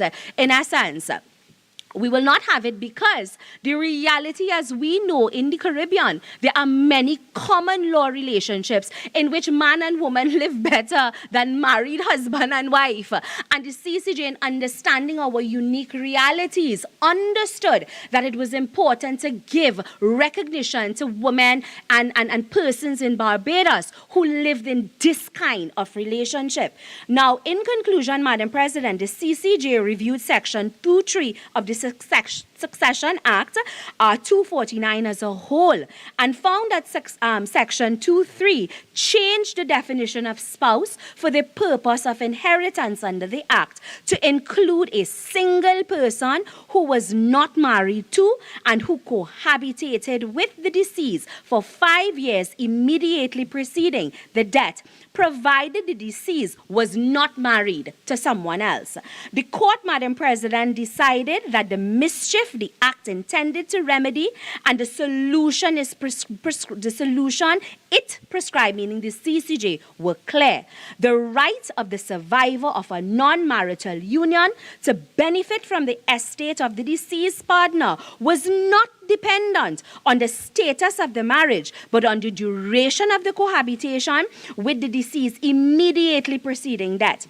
In this case, the statutory period of cohabitation for 5 years immediately before the death of the deceased was determinative of the right to inherit as a spouse, as this could have been used as a credible indicator of a commitment to a true union comparable to a formal marriage. So, Madam President, I particularly, having practiced in the family court and having had to deal with so many women who would have come to me who had cohabitational relationships and who were told by their spouse, their cohabitational spouse at the time, that you wasn't getting a thing because you was never married to me. One can imagine how pleased I was when I was in practice to know that this was the kind of learning that was coming out of the CCJ, a court that truly understands the peculiar, and I started by saying the authenticity of us as a Caribbean people. So this is one of the cases that I've presented to this honorable court with the hope that at least when it comes to voting on this motion, we would be able to do so, understanding that this case case that the CCJ has played a critical role in developing our jurisprudence, yes, but more so it is best positioned to make said decisions, because what we would have is our own people, Caribbean brothers and sisters, Caribbean luminaries sitting there called upon to make a decision. And mind you, this is not an emotional, because I know the opposition in the previous debate spoke about this as in speaking about Senator Vieira's opening statement, spoke about, this is not an emotional debate. But we have to, unfortunately, in this debate, we have to put some emotions in it. And we have to understand that the CCJ would be best positioned, as I said before, based on understanding our unique Caribbeanness to make certain decisions. Now, as I would have indicated in my introduction, Madam President, throughout the course of this contribution, I would look at cases. The other case that I want to turn to, Madam President, is the case of Ramdas and Jairam and others, CCJ 2008. This is a Guyanese case. And again, the part of Senator Vieira's recital that I would be focusing on is, and whereas the unique and varied legal matters which arise in the Caribbean are far removed and foreign to the society, culture, and habits of the Judicial Committee of the Privy Council, as sentiment echoed by the Privy Council judges and senior British legal figures. Now, in this case, again, if I may respectfully take this Honourable Senate through the length and breadth of this case. Madam President, generally, the facts of this case. The appellant, Ramdas, and the first respondent, Loki, were brother and sisters. Loki inherited land from her husband and had agreed to sell to her brother 36 acres for the sum of $30,000. Subsequent to this, Madam President, Loki also entered, for the smart manism that is also uniquely ours as a Caribbean people sometime. Loki also entered into an agreement of a sale with Ali Muhammad, under which she sold for the sum of $125,000 all of the land which she had inherited from her husband, including the 36 acres which she had earlier sold to poor Ramdas. This resulted in litigation, Madam President, when Ramdas was granted an injunction by the court restraining Muhammad from entering his portion of land. In his pleadings, Madam President, Ramdas alleged that Loki and Muhammad fraudulently passed transport, because that's what transfers are referred to in the Guyanese jurisdiction. It's not referred to as a deed, it's referred to as transport, to Muhammad in order to defraud him of property. Ramdas filed action against Loki, Muhammad, and the Registrar of Deeds, seeking specific performance of his agreement with Loki and revocation of Muhammad's transport. In essence, the revocation of Muhammad's deed based on fraud. Now, the issue in this particular case, Madam President, raised was whether equitable interests in land in Guyana are recognized or can be acquired having regard to the development of the law of immovable property in Guyana, particularly in relation to a purchaser who is put in possession under an agreement of sale. And immovable properties are like chattel houses that we are aware of, that is so unique to the Caribbean as well, right? Now, let's turn to the law and analysis in this particular case. Guyana, Madam President, has a hybrid land law system, and for those who would have practiced in other jurisdictions, I would understand, or even just through law school, because I have not practiced in Guyana, but just in going through law school and having Guyanese friends, you understand that their land law system is a mixture, Madam President, of the Roman Dutch law and English common law, which is unique and by far more complex than, I believe, any land law system that exists in the entire world. Now, so complex in its own right. In its appellate jurisdiction, Madam President, the CCJ has been able to clarify important doctrinal elements of the Guyanese land law, offering clarity, legal certainty, and stability to the Guyanese community on many of these land issues, and Ramdas and Jairam being one of those cases. Now, the court in this case, Madam President, would have had to examine Section 3 of the Civil Law of Guyana Act, Chapter 601. subsection B, which states the common law of Guyana shall be the common law of England at the time the date aforesaid, including therewith. Well, you know how these things are drafted. The doctrines of equity as then administered or at any time hereafter administered by the Court of Justice in England, and the High Court shall administer the doctrines of equity in the same manner as the High Court of Justice in England administers them at the time aforesaid or at any time hereafter. So that is an excerpt actually taken from section 3 subsection B of the Guyanese civil law, the Civil Law of Guyana Act. Now subsection C of that same section, so we have section 3 subsection B of that same law states the English common law of real property shall not apply to immovable property in Guyana.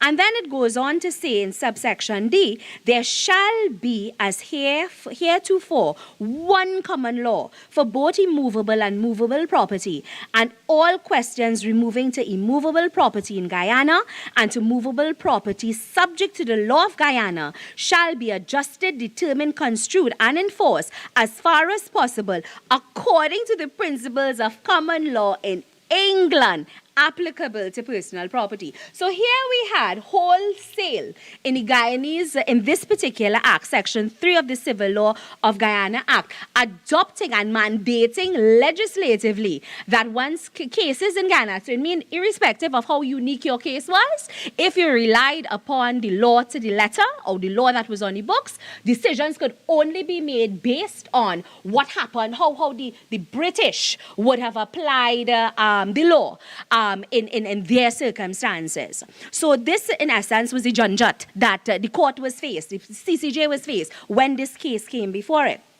Therefore, through this provision, it is provided expressly, Madam President, based on what I just said, that the English common law of real property was not to apply to immovable property in Guyana, and that there was to be one common law for both immovable and movable property, meaning chattel houses, with the proviso that immovable property may be held in full ownership, which shall be the only ownership of immovable property recognized by the common law.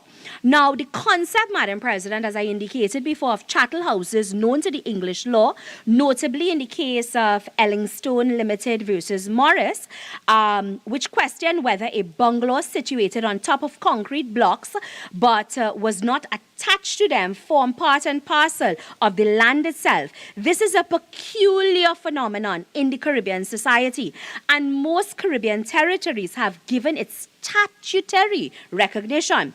It was held, Madam President, in Ellingstone that it cannot be removed without being destroyed, then it is more than likely, if it cannot be removed, without being destroyed, then it's more than likely a fixture.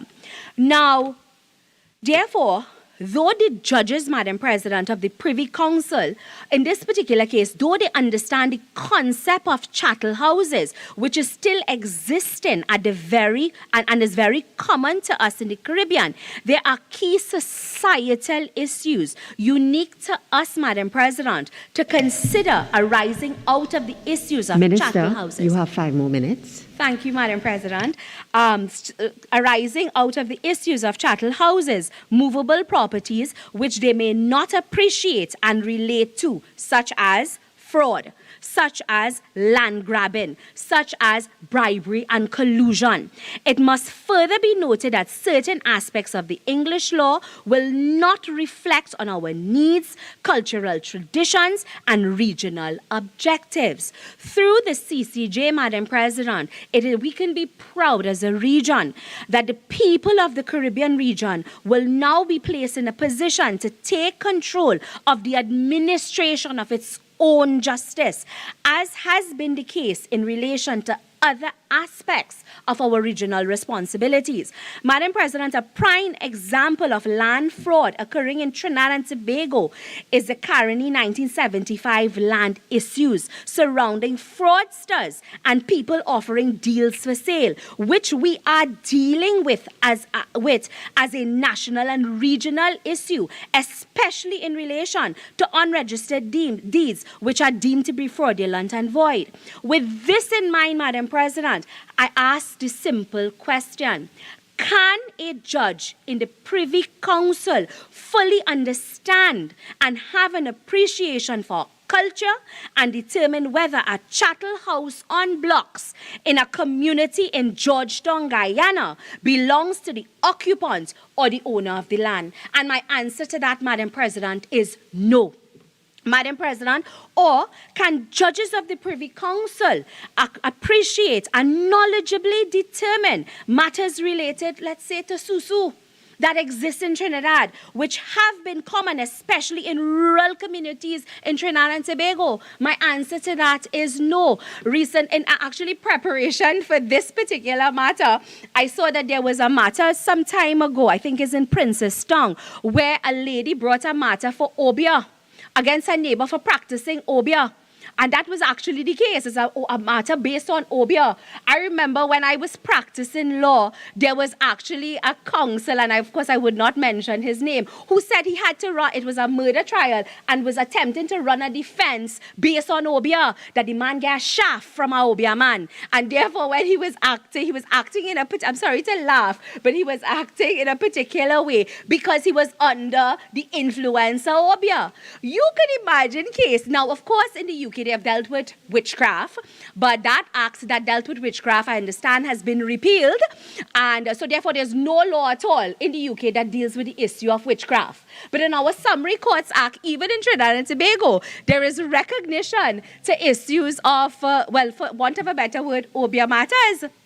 So, Madam President, all that being said, I know time is against me, and unfortunately, I do not have the time to go through the other cases that I intended to put on the record. Senator Nakid, just 1 second. Senator Nakid, please apologize for that statement. Please rise and, yes. Thank you. Continue, Minister. Thank you, Madam President. So I don't know if certain people in here under obia too, they're acting enough. Anyway, I'll move away from that. Madam President, the point that I want to make most respectfully is that, of course, I stand in support of Senator Vieira's motion, recognizing that we are peculiar and we are authentic as a people. And as the then Prime Minister Manning said, the time has come. We have found an excellent accommodation, and like it or not, we are moving out. I thank you, Madam President. Senator Roberts. Thank you. Thank you, Madam President. It's indeed a pleasure to follow the learned attorney and the minister in the office of the Attorney General. And I see that she just finally made a case by bringing up obia for the Honorable Prime Minister now to probably head the CCJ. But I heard the Honorable Senator Madam President, about... on a point of order, the Senator is imputing improper motives against this Senator by saying that she is bringing forward a case of obia for the Prime Minister. Senator Roberts, please continue. Thank you, Madam. Oh, my goodness. Yes, but the Honorable Senator spoke about emotion and said that Senator Vieira brought in emotion and the CCJ evokes emotion. Let me agree with that, because when I was listening to the Honorable Independent Senator Vieira and he was talking about passionate, about patriotism, about believing in ourselves and knowing that we can chart our destiny and so on, I actually started to feel that, because I too believe in that. I agree that we in Trinidad and Tobago can achieve greatness in any sphere, wherever we set our minds to. In fact, I have been part and parcel of that in Olympic swimming in Trinidad and Tobago for the last 35 years. So I certainly do not share the belief of independent Senator Remy that if I do not support the move to the CCJ, that somehow I am unpatriotic and I do not believe in the brilliance of my people, because I certainly do. So therefore, that argument will be a non-starter. So while we get emotional, we must understand that this argument is a very critical one.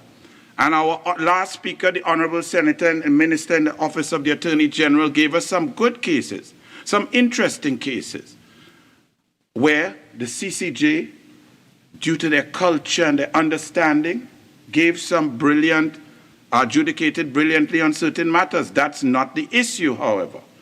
We are not here to determine whether the CCJ and our learned judges or our people are qualified to sit in a court, or whether the Privy Council, it appears from the last argument that if you don't eat roti, you will not be able to hear an argument on the curry powder utilized to produce a good beef roti. Because it is quite clear that no matter what the court, lawyers, attorneys, learned people who get briefed by their clients go to these courts and make arguments. What is clear and what is the point that we need is that how are these arguments heard? Through what sort of ears? What sort of filter?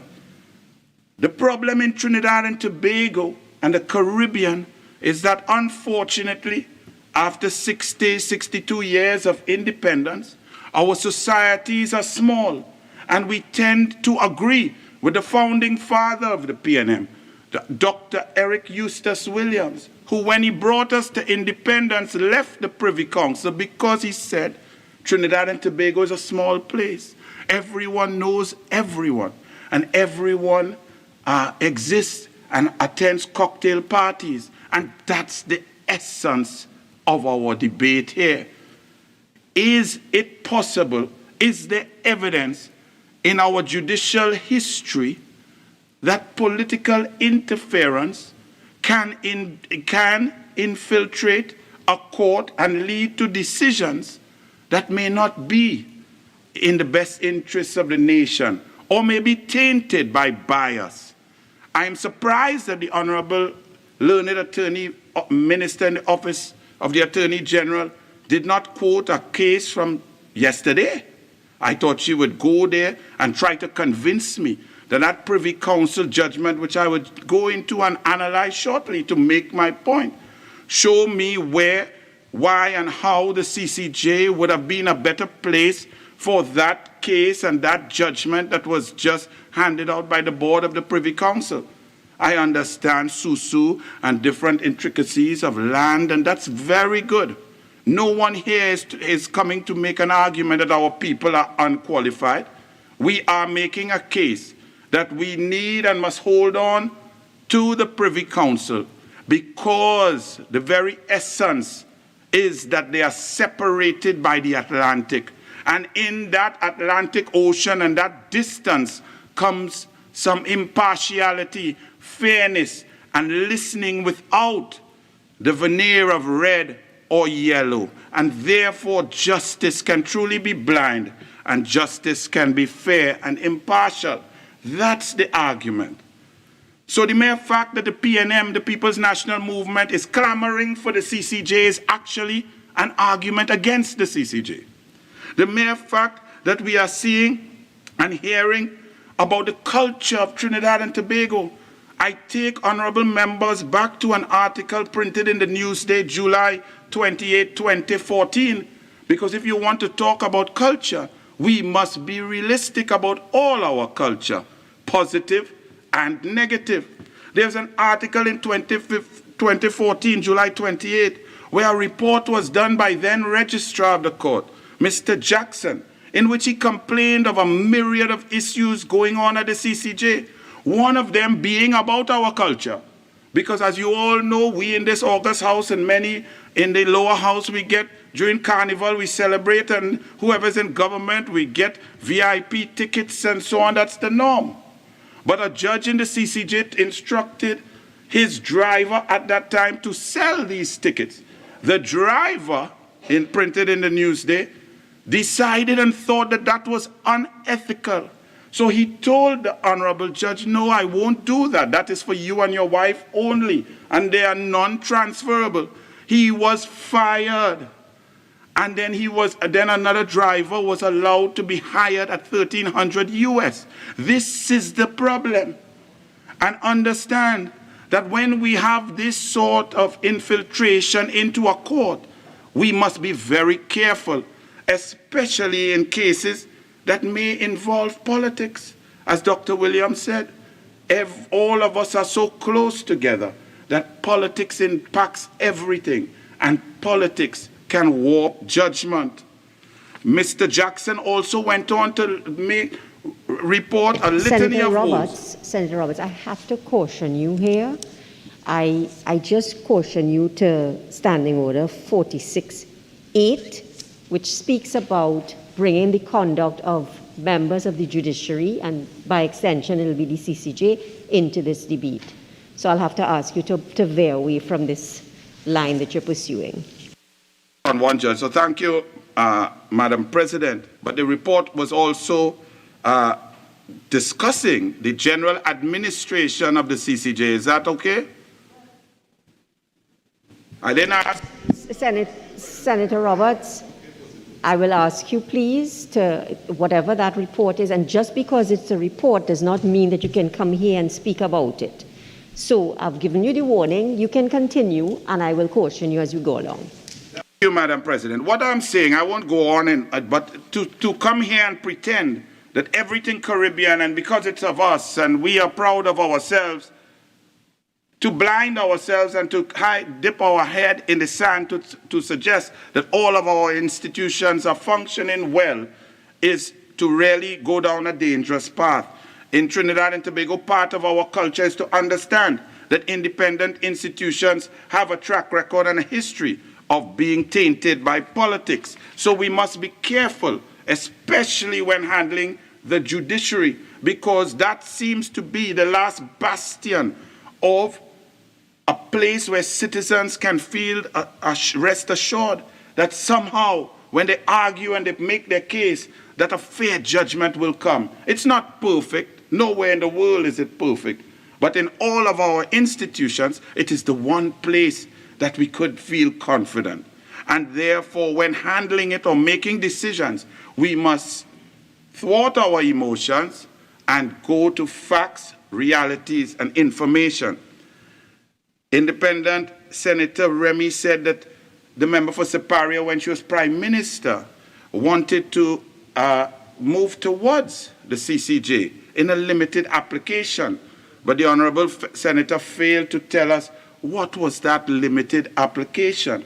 It was in matters of a criminal nature, because our history and our culture would show that in criminal matters, there is less affinity or less possibility of political interference or political influence or political benefit to be accrued from these decisions. So therefore, agreeing and understanding that our learned legal professionals are of the highest order, the Honorable Kamla Prasad Bisesa, on the 50th anniversary of our independence, was suggesting a move towards limited utilization of the CCJ.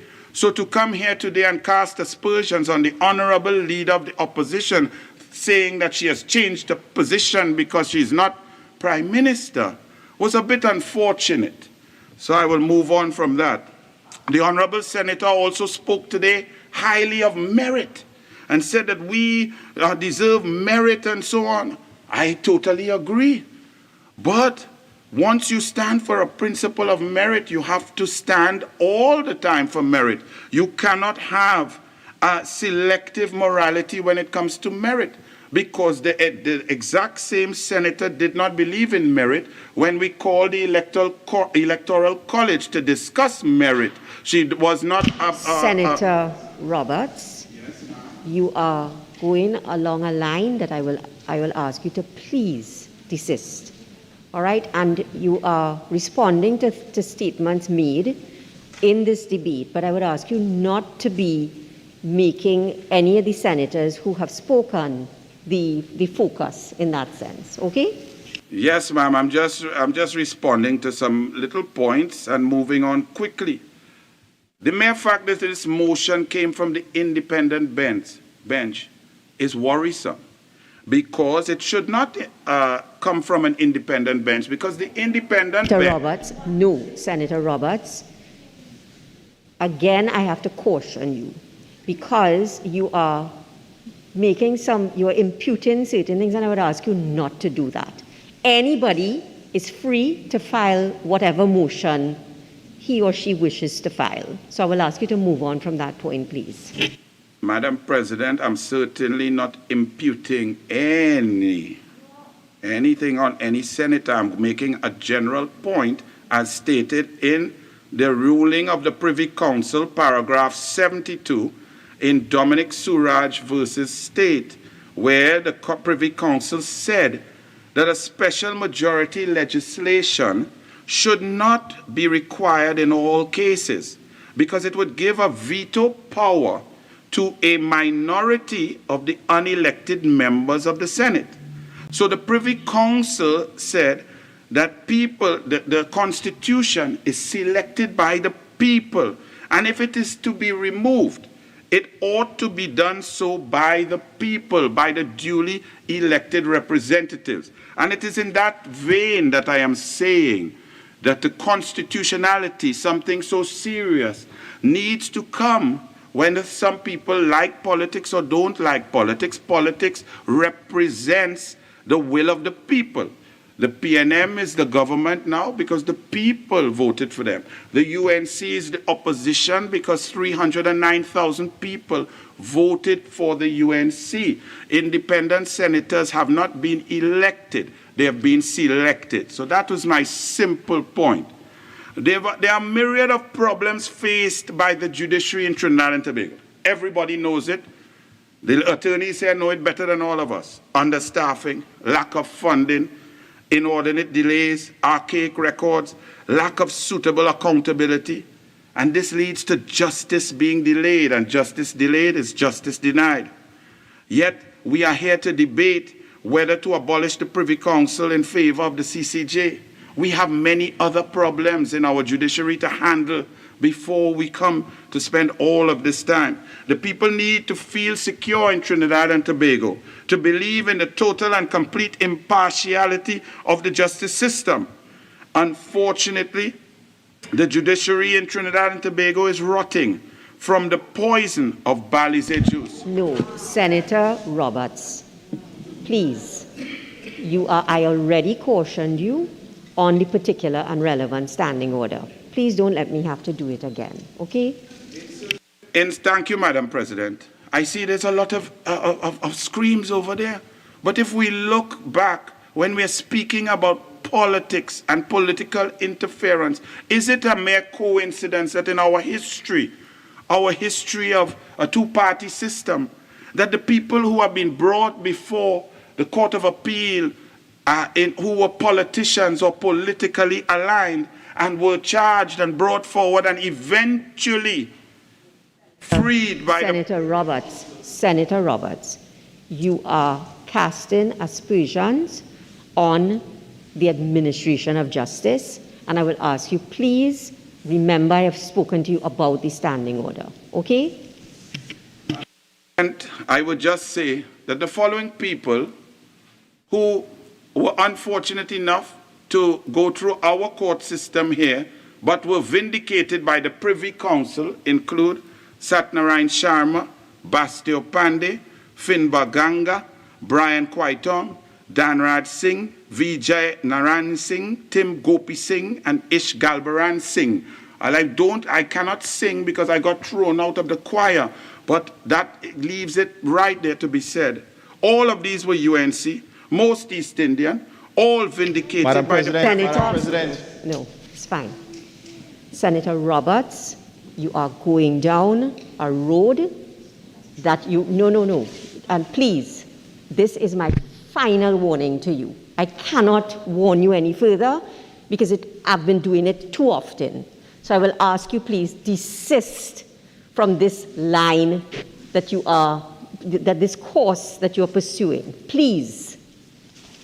Madam President, while I hear you, the course that we are debating here, and we are discussing a very serious matter, it's whether we are going to believe in the culture and feel that all citizens will be confident in the CCJ being the final court of appeal, or whether the Privy Council provides some of the citizenry with added comfort about the possibility of impartiality in the judicial system. And I put it to you here that all of these people were vindicated by the Privy Council, and therefore they would feel comfortable that the Privy Council is able to hear arguments, hear legal arguments, take facts, and come to an impartial decision, and therefore the Privy Council should be maintained so that all the people in Trinidad and Tobago can feel secure. This is a debate. This is not here, this is not politics, this is not an emotion, it's just not simple red and yellow. It's a debate. I am providing facts. I am providing a different side that some others may not see, because, as you know, our eyes and ears are always colored by our politics. So some may not see. So if you listen now, you can hear the other side, the other half, and maybe you may change your desire and your decision. That's what a debate is about. Senator Vera stated that there's no history or evidence of political interference in our judicial system. I wish that was so, sir, but I just told you so, right? I wish you were right. So we move on. There's many cases that if you look and you read the judgments and understand, the UNC versus the EBC in 2015, the Mahasaba radio license case, one would wonder, what's the big deal about? Why not give people a radio license who go through the proper process? But when you read that and you go through the appeal stages, you'll be shocked. But they had to go to the Privy Council, and what happened in the Privy Council? Vindication. This is very important. When we read, for example, and in the Newsday, all of a sudden, the Newsday got it correct. And it was a very good editorial on Tuesday, June 12th. I won't read the headline because it's unnecessary. But the key part was that they were discussing conflict of interest. Okay? And they brought it down. And when you read this, you understand how apparent bias is a very real thing. And it does not have to be actual bias. Okay? It was enough in the case of, it was enough for the Lord Chief Justice of England, Lord Hewitt, in 1923 to quash the conviction, saying, it is not merely of some importance, but it is of fundamental importance that justice should not only be done, but should manifestly and undoubtedly be seen to be done. Lord Hewitt added, nothing is to be done which creates even a suspicion that there has been an improper interference with the course of justice. Very important. You're giving us Newsday editorial, Tuesday, June 12, page 12. Okay? I can give you it after. So, when we see this, we have to understand that in Trinidad and Tobago, politics is involved in everything. And our judiciary has maintained and stood firm and can be a bastion of fairness and impartiality. And we must be very careful. Part of that process is the board of the Privy Council. And to remove that without really understanding all the feelings of the citizens and the people will be irresponsible.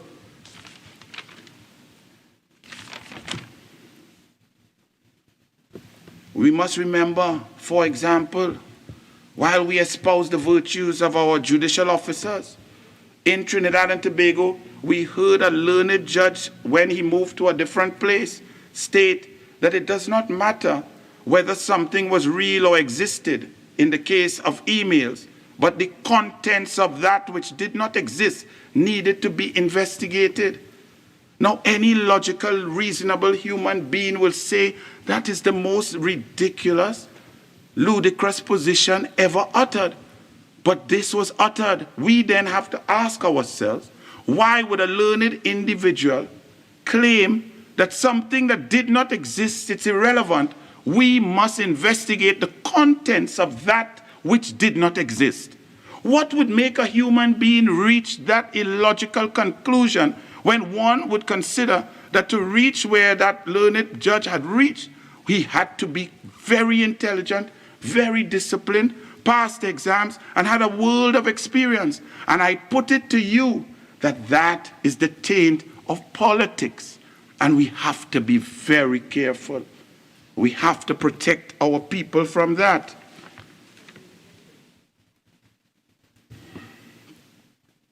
Let me move on. All right.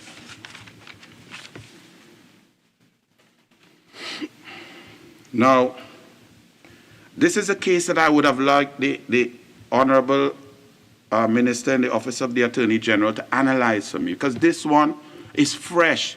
This one is part and parcel. This one is the essence of that of which we are talking. And if she came here and analyzed that judgment and showed me, I would be willing to listen and understand how the Privy Council should be eliminated in favor of the CCJ. But right there on June 27th, we have the board of the Privy Council in the case of John Henry Smith, who is now deceased, and another, versus the Attorney General of Trinidad and Tobago and others, judgment delivered on June 27, 2022, unanimously delivered by Lord Judge, Lord Hodge, Lord Sales, Lord Legat, Lord Burrows, and Lord Malcolm. This judgment is critical because it involves a case of which we are speaking. The cases that have politics in it, whether one side is in government or another, is irrelevant. What we are saying is we must guard against the taint of politics. When we see in this Piaco case, corruption case, that was quashed on the 27th by the Privy Council, in paragraph 86, the Lord Justices, the Privy Council, the board unanimously stated, when all the various sources, now one must realize, this case had been argued through our system, our intellectuals, our brilliance, our best, and yet the Privy Council saw it obliquely opposite. Madam President, 46.8, please, and there are connected matters to that matter as well, presently ongoing. Senator Roberts, I will allow you to continue, but I'm listening. Just remember my previous caution to you. So the board of the Privy Council stated, when all the various sources of concern are considered, together the observer would be likely to agree with the appellant's submission that by January 2008, the then Chief Magistrate was hopelessly compromised. This is what we have to protect against. And in 46.8 again, I think we're bringing the judiciary into... I have allowed Senator Roberts because some of what he's speaking about is on the public record, and I am carefully monitoring what he's saying to make sure that it doesn't go beyond what has been on the public record. Okay? Thank you, Madam President. Let me make it clear to the population at large. There is no pleasure. I am not trying to bring the judiciary into any disrepute. In fact, in Trinidad and Tobago, it may be the one institution where everyone could get a fair shake most of the time. So let us deal with the issues and let's not run and hide from it, Madam Minister. This is a judgment that I'm sure that you read, which was recently delivered by the board of the Privy Council. We are debating a very serious motion that says, should we get rid of the Privy Council, instead replace it with the CCJ. So please. So I move on. In paragraph 85, the board of the Privy Council said the above is sufficient for allowing both appeals. The constitutional claim succeeds because a tribunal which is seen to be impartial is part and parcel of both due process under Section 4 and a fair hearing in terms of Section 5, speaking about our Constitution, the Constitution of Trinidad and Tobago. However, as will be apparent, if there were any doubt on the matter, the observer would have a number of other important issues to assess. They would include the absence of any reasoning for the Chief Magistrate's dismissal of the recusal application and the transparent attempt to avoid scrutiny by labeling it as frivolous and vexatious. Here's a critical point, because one would always say that when you are making an argument, you must not be afraid. You must listen, hear, and rebut. When someone has to say, do it my way, it's the highway, and cannot explain, it means that the decision cannot be based on facts and reasoning. It is based on emotion. And when emotion is evoked, one could tend to read that politics or some other influence is taking place.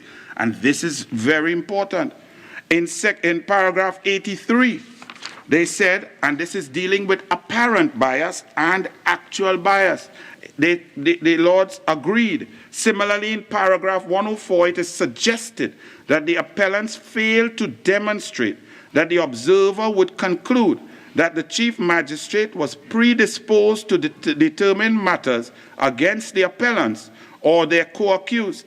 In recognition that actual bias is usually difficult to prove, no such demonstration is necessary, merely that there is the real possibility that the judge lacks impartiality. Go back to Dr. Williams, because the PNM today is arguing against Dr. Williams. This was his point, that even though he understood the politics and he wanted to be in power, and some people like myself may say he wanted to control institutions, at least at this point he knew that the judiciary must be left alone. The judiciary must be as impartial as possible. Maybe he understood that the process was slow and that political benefits would have accrued before any real judgment, but he was against removal of the Privy Council. So I need some of the PNM today to tell me why they disagree with their founding father. In paragraphs 81 and 73, paragraph 81, they said, and this is very important, but here, for all the reasons given on behalf of the appellants, the connection is plain and obvious. Look at the language, listen to the words. If something is plain and obvious, how come we got it wrong? You have to answer that, because it's plain, it's obvious, but yet we got it wrong. So something intervened. What that is, I don't know. That's for you all to decide. No. That is where Senator Roberts, I have to intervene here. That conclusion that you're drawing, you're casting aspersions. I will ask you, please, when you are reading from the judgment, fine. But when you put that particular slant on it, you're imputing improper motives. President, I am guided. Thank you.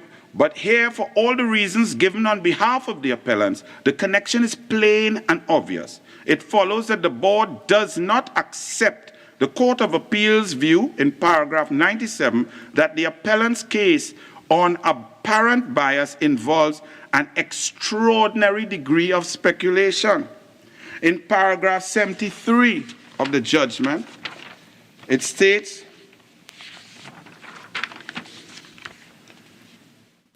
no doubt there may be cases where circumstances peculiar to the particular country, Madam Minister, from which the case comes, perhaps local customs, attitudes, or conditions, are of direct significance and are matters which the local courts are better placed to assess than the board, which is the argument made by the Honorable Minister in the Office of the Attorney General. Granted. However, no such factors are in play in the present case. Indeed, Council's submission on this matter never progressed beyond a high level of abstract generality, yet we got it wrong. So while there is a basis and a solid argument for cultural understanding heritage and culture, we must also understand that you must find a balance. My goodness, 2 minutes, I could go for another hour. We could find a balance between culture, arguments, decision-making, but the overriding factor must be impartiality. It must be. You see, sometimes you sit on that side and you think you'll be there forever, but you will not. And you need to understand that we must make laws that are fair and balanced throughout, and must not make way for anyone who may not be as honorable as some of the senators here. So we have to be very careful. In paragraph 77, it states unanimously, given the lengthy recital of the background circumstances, it will be apparent that by now that there were numerous potential causes for concern, numerous, concentrating for the moment on just one of them, namely the Chief Magistrate being beholden to the Attorney General by January 2008, and in particular, after the Mustill inquiry revelations, it was clear that no benign construction was available in respect of his receipt and banking of $400,000. By then, the full extent of his indebtedness to the Attorney General could be appreciated. It is not difficult to imagine his gratitude. He had the Attorney General to thank for resolving his serious financial problems and for shutting down an investigation into his reprehensible conduct. I put it to you that this could not ever occur with the Privy Council. We don't have that connection. Mr. Roberts, the adjournment is being sought. I wish to move the adjournment. Having regard to the agreement by all three benches, we will end today's debate at 3:45, given that storm warning number 8, orange alert, remains in effect.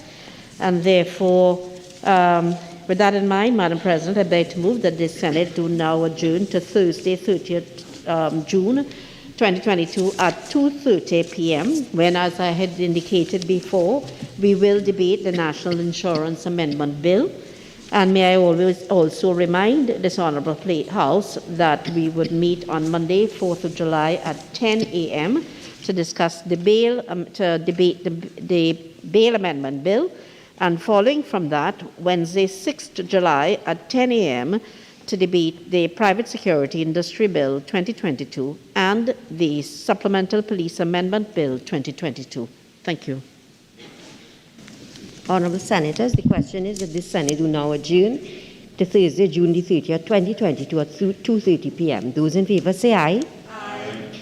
Those against say no. I think the ayes have it. This Senate now stands adjourned to Thursday, June the 30th, 2022 at 2:30 p.m.